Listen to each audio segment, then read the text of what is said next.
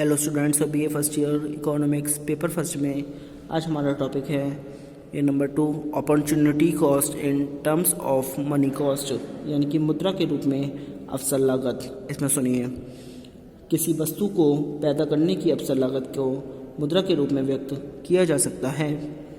मुद्रा के रूप में अवसर लागत को हस्तांतरण आय या कीमत या लागत कहते हैं। किसी साधन की अवसर लागत वह कीमत है जो उस साधन को उसी उद्योग में बनाए रखने के लिए आवश्यक होती है। मुद्रा के रूप में अवसर लागत की दी गई कुछ परिभाषाएं निम्नलिखित हैं। नंबर फर्स्ट है, बेनहम के according the amount of money which any particular unit could earn in its best paid alternative use is sometimes called it transfer earnings. Benham के शब्दों में मुद्रा की वह मात्रा जो कि कोई एक इकाई सर्वश्रेष्ठ वैकल्पिक प्रयोग में प्राप्त कर सकती है उसे ही हस्तांतरण आय कहते हैं। Number second, Mrs John Robinson के according the price which is necessary to retain a given unit of a factor in a certain industry may be called its transfer earning और ट्रांसफर प्राइस।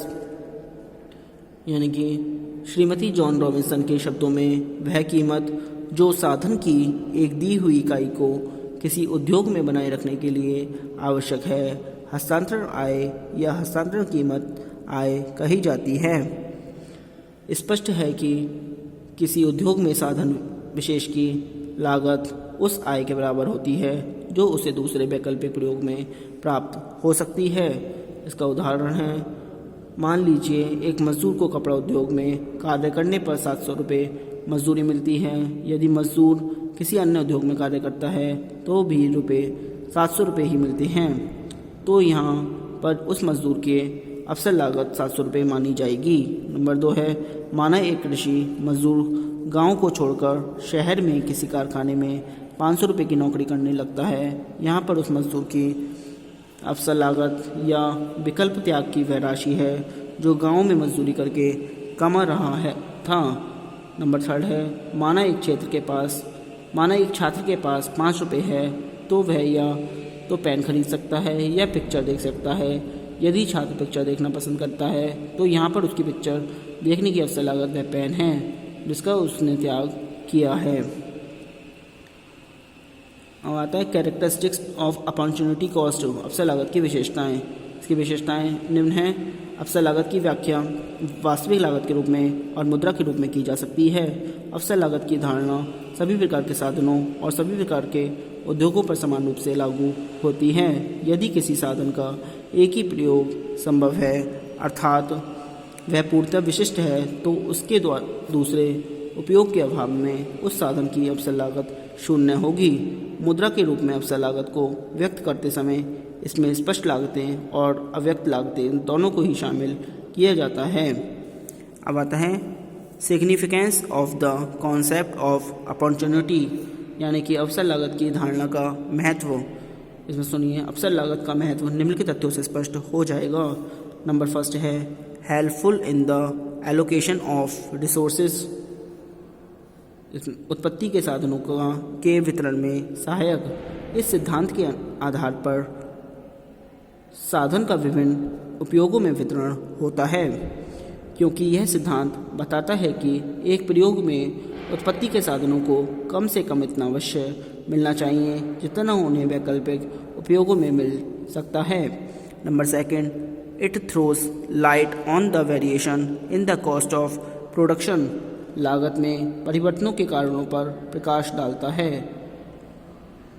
प्रोफेसर वेनहम के शब्दों में हस्तांतरण आय का विचार इस दृष्टि से लाभदायक है कि यह इस बात पर प्रकाश डालता है कि किसी उद्योग में उत्पादन की मात्राएं परिवर्तित होने पर लागत में किस सीमा तक तथा क्यों परिवर्तन होता है। उदाहरण, उत्पादन की मात्रा को बढ़ाने के लिए उत्पादक को जिन विशेष श्रमिकों और अन्य साधनों की इकाई को जो अन्य उद्योगों में ऊंचे पारिश्रमिक पर इस कार्य को कर रहे हैं, अपने कार्य को आकर्षित करने के लिए उन्हें उनके वर्तमान पुरस्कार से भी अधिक देना पड़ेगा। इस स्थिति में उत्पादक को उनके उद्योग में काम कर रहे वर्तमान साधनों को भी अधिक पुरस्कार देना पड़ेगा। इसका अर्थ यह है कि उत्पादन को बढ़ाने से औसत तथा सीमांत लागतें बहुत ऊंची होंगी, क्योंकि साधनों की इकाइयों को तथा इसी प्रकार की पहले से कार्य कर रही इकाइयों को ऊंची कीमत देनी पड़ेगी। नंबर 3 है helpful in the calculation of rent, यानी कि लगान निकालने में सहायक। लगान के आधुनिक सिद्धांत के आधार पर लगान अवसर लागत के ऊपर एक आधिक्य है। उदाहरण के लिए, यदि श्रम का पुरस्कार 100 रुपये है और उसकी अवसर लागत 80 रुपये होगी, तो उसके 100 रुपये के पुरस्कार में लगान 100 - 80 = 20 रुपये होगा। अब आती हैं लिमिटेशंस और क्रिटिसिज्म्स ऑफ अपॉर्चुनिटी कॉस्ट, अवसर लागत की सीमाएं या आलोचनाएं। अवसर लागत की प्रमुख आलोचनाएं अथवा सीमाएं निम्नलिखित हैं, मैं सुनिए। Number 1, non existence of perfect competition, पूर्ण प्रतियोगिता की अनुपस्थिति।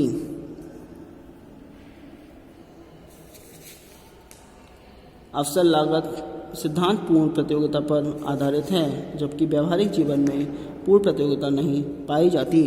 नंबर 2, लैकनेस ऑफ होमोजीनियस प्रोडक्ट, समरूप इकाइयों का अभाव। किसी उत्पादन के साधनों की विभिन्न इकाइयाँ समरूप नहीं होती, इसलिए अवसर लागत सिद्धांत का प्रयोग ठीक नहीं हो सकता।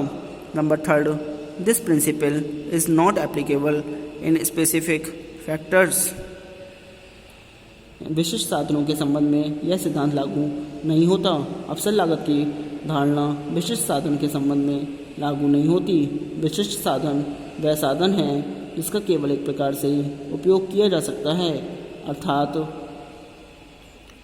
साधन का एक से अधिक प्रयोग नहीं हो सकता, जिससे इस साधन की हस्तांतरण आय या अवसर लागत कुछ नहीं होती। ऐसे विशिष्ट साधनों के प्रयोग के लिए जो पुरस्कार मिलता है वह लगान होता है। चूँकि इस प्रकार के विशिष्ट साधनों की अवसर लागत 0 होती है, इसलिए उनकी उत्पादन लागत मालूम नहीं की जा सकती। Number 4, elements of inertia is ignored, यानी कि निश्चेषता के प्रभाव की उपेक्षा की गई है। अवसर लागत का सिद्धांत इस मान्यता पर आधारित है कि उत्पादन के साधन किसी कार्य के लिए कोई विशेष रुचि या अधिमान नहीं रखते और उनमें पूर्ण गतिशीलता पाई जाती है, जबकि व्यवहार में ये मान्यताएं नहीं पाई जाती।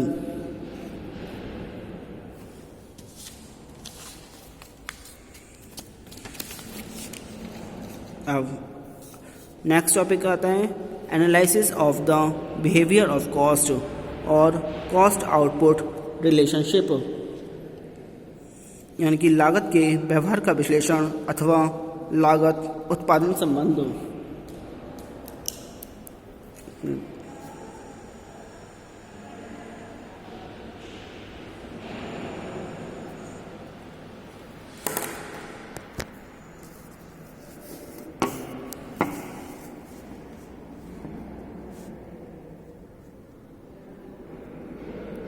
आदत रह गई।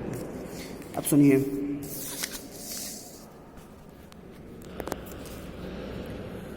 लागत नंबर 1 है इसमें, पहले इसमें थोड़ा सा सुन लीजिए, दोबारा एक बार बोल रहा हूँ मैं। लागत के व्यवहार का विश्लेषण अथवा लागत उत्पादन संबंध। अल्पकाल वह अवधि है जिसमें उत्पादन की मात्रा में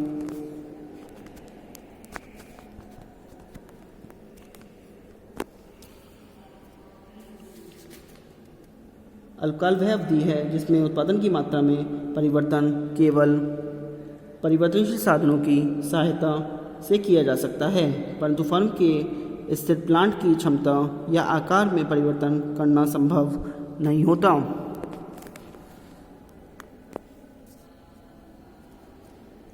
अन्य शब्दों में, अल्पकाल में स्थिर प्लांट क्षमता के साथ परिवर्तनशील साधनों जैसे कच्चा माल, मानव शक्ति आदि में परिवर्तन करके उत्पादन की मात्रा को बढ़ाया जा सकता है। इस प्रकार अल्पकाल में प्लांट के आकार को बढ़ाकर उत्पादन में वृद्धि नहीं की जा सकती। इसमें नंबर 1 है analysis of the behaviour of cost in the short period, यानी कि अल्पकाल में लागत के व्यवहार का विश्लेषण या अल्पकाल में लागत उत्पादन संबंध। अल्पकाल में उत्पादन की मात्रा में वृद्धि करने के लिए कुछ लागतें स्थिर रहती हैं, जबकि कुछ लागतें परिवर्तनशील रहती हैं। इस काल में लागत उत्पादन मात्रा में के संबंधों का अध्ययन औसत स्थिर लागत, औसत परिवर्तनशील लागत, औसत कुल लागत व सीमांत लागत के संदर्भ में किया जा सकता है। अल्पकाल में लागत का अध्ययन निम्नलिखित शीर्षकों के अंतर्गत किया जा सकता है। नंबर ए, टोटल कॉस्ट, यानी कि कुल लागतें। किसी दी हुई उत्पादन मात्रा का उत्पादन करने में जो व्यय होता है उसे कुल लागत कहते हैं। लागत में निम्न दो लागतें सम्मिलित की जाती हैं। फर्स्ट है फिक्स्ड कॉस्ट और सप्लीमेंट्री कॉस्ट, यानी कि स्थिर या पूरक लागत। स्थिर लागत का तात्पर्य उन व्ययों से है जिनको प्रत्येक अवस्था में व्यय करना पड़ता है, चाहे उत्पादन की क्रिया बंद हो या चालू, अधिक हो या कम। स्थिर व्यय उत्पादन के परिणाम के साथ घटता बढ़ता नहीं है।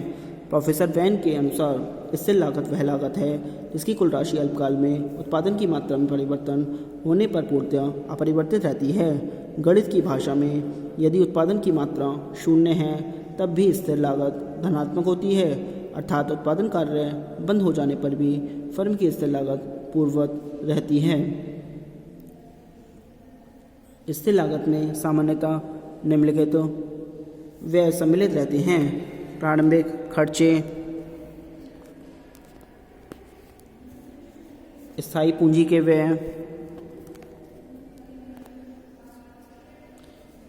व्यवस्थापकों के वेतन, ऋण पत्रों पर ब्याज, मशीनों पर ह्रास, अग्नि बीमा का प्रीमियम, बिजली इत्यादि पर व्यय। सामान्य लाभ को भी स्थिर लागत में जोड़ा जाता है।